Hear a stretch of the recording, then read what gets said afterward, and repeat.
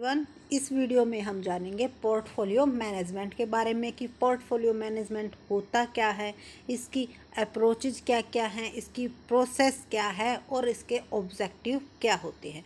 बहुत ही simple language में हम इसको एक्सप्लेन करेंगे। इसके बाद आपको पोर्टफोलियो मैनेजमेंट में कोई प्रॉब्लम नहीं आएगी, लेकिन वीडियो को शुरू से आखिर तक देखना ताकि आपको पोर्टफोलियो मैनेजमेंट के हर एक पॉइंट क्लियर हो जाए। तो स्टार्ट करते हैं इसके मीनिंग से। सबसे पहले इसका एक बार हिंदी में मीनिंग जान लेते हैं। Portfolio management, it means portfolio का मतलब क्या होता है, निवेश और मैनेजमेंट का प्रबंध।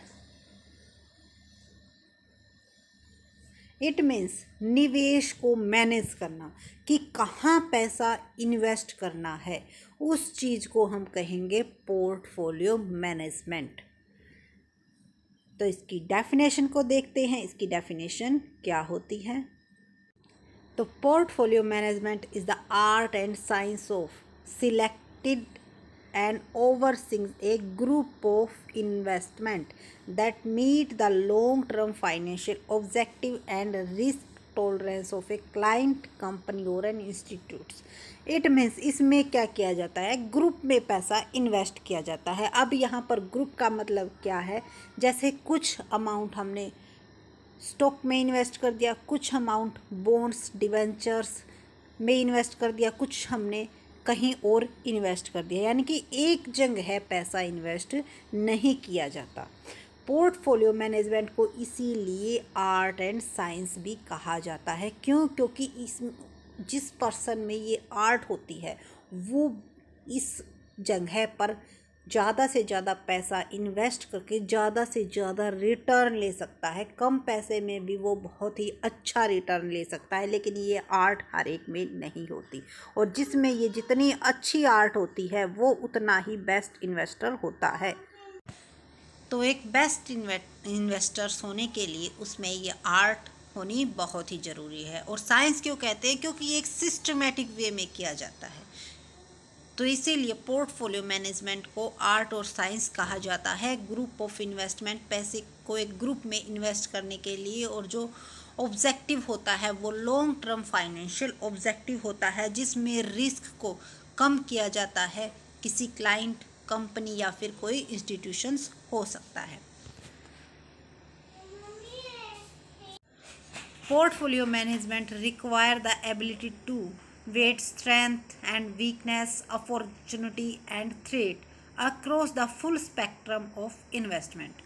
The choice involve trade-off from debt versus equity to domestic versus international growth versus safety.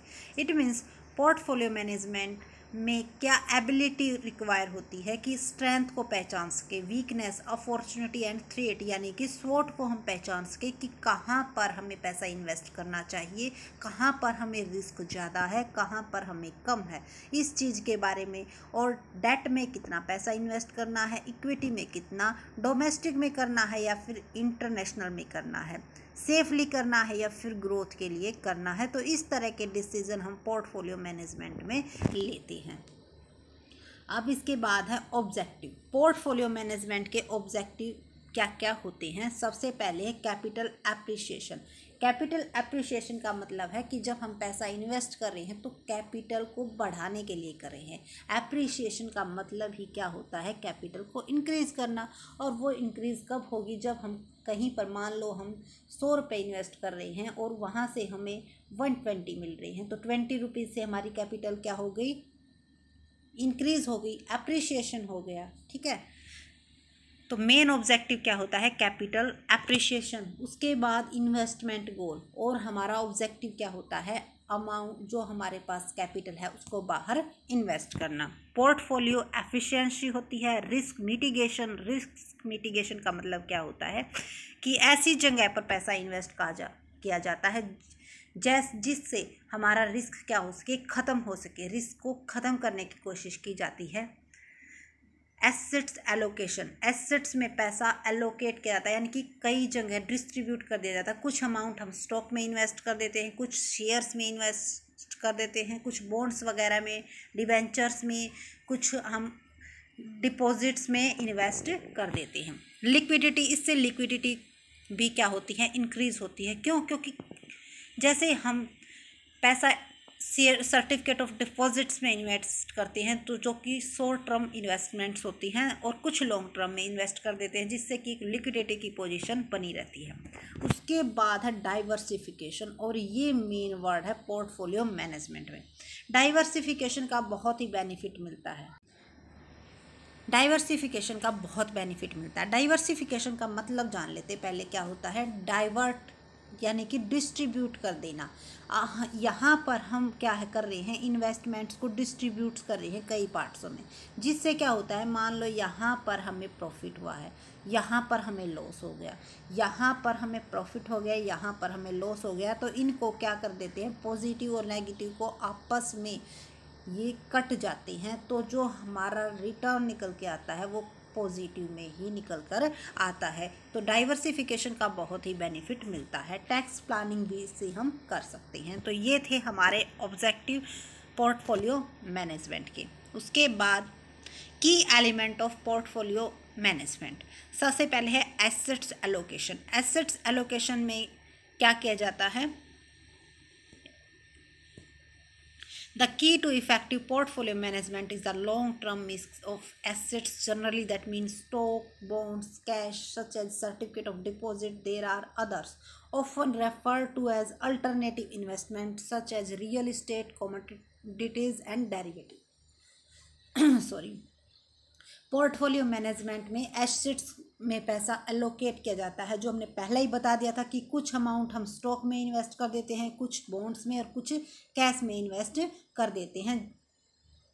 तो अल्टरनेटिव इन्वेस्टमेंट, इन इन्वेस्टमेंट्स के अल्टरनेटिव की कहाँ कहाँ हम पैसा इन्वेस्ट करेंगे, ये इसमें देखा जाता है कहाँ पर हमारा बेस्ट रहेगा पैसा इन्वेस्ट करना। उसके बाद किया जाता है एसेट्स एलोकेशन के बाद डाइवर्सिफिकेशन, जो कि हमने पहले ही बता दिया। Diversification is a risk management strategy, या क्या होती है, एक रिस्क मैनेज करने की स्ट्रेटजी होती है। रिस्क मैनेज की स्ट्रेटजी कैसे होती है कि कई जगह अगर पैसा इन्वेस्ट करते हैं, कई वैरायटीज़ में पैसा इन्वेस्ट किया जाता है, तो उस रिस्क को, अगर जहाँ पर ज़्यादा रिस्क होता है तो कम रिस्क वाला क्या कर देता है, उसको नेगलेक्ट कर देता है। That mix a wide variety of investment with in A portfolio. A diversified portfolio content A mix of distinct assets type and investment vehicle is an attempt at limiting exposure to any single assets or risk. उसके बाद है rebalancing. Rebalancing का अब मतलब क्या होता है, rebalancing is use to return a portfolio to its original target allocation at regular interval, usually annually. It generally involves selling high price security, putting that money to work in lower price and out of favor security. It means rebalancing में क्या किया जाता है, generally annually होता है, वैसे monthly भी कर सकते हैं, बट जर्नली इसलिए यहाँ पर इसीलिए लिखा गया कि यूजुअली मैक्सिमम एनुअली ही होता है, जहाँ पर हम ये देखते हैं कि हाई प्राइस जो सिक्योरिटी है, जिन सिक्योरिटीज़ के प्राइस हाई हो रहे हैं उन्हें हम क्या कर देते हैं, सेल कर देते हैं, और उनकी जगह पर जिनके प्राइस लो हैं वहाँ पर पैसा इन्वेस्ट कर देते हैं। इससे क्या होता है, इससे एक तो हमारी जो इन्वेस्टमेंट्स हैं, जो अगर हमने शेयर्स में पैसा इन्वेस्ट किया, मान लो यहाँ पर हमारे 100 शेयर थे, तो यहाँ पर हमने कितने परचेज कर लिए, 150 परचेज कर लिए, तो जो इससे रिटर्न मिलेगा वो मैक्सिमम रिटर्न मिलेगा। इसे बोलते हैं हम रीबैलेंसिंग। तो इसमें क्या किया जाता है, सबसे पहले एसेट्स एलोकेशन, उसके बाद डाइवर्सिफिकेशन और फिर रीबैलेंसिंग। अब इसके बाद करते हैं इसकी अप्रोचेज,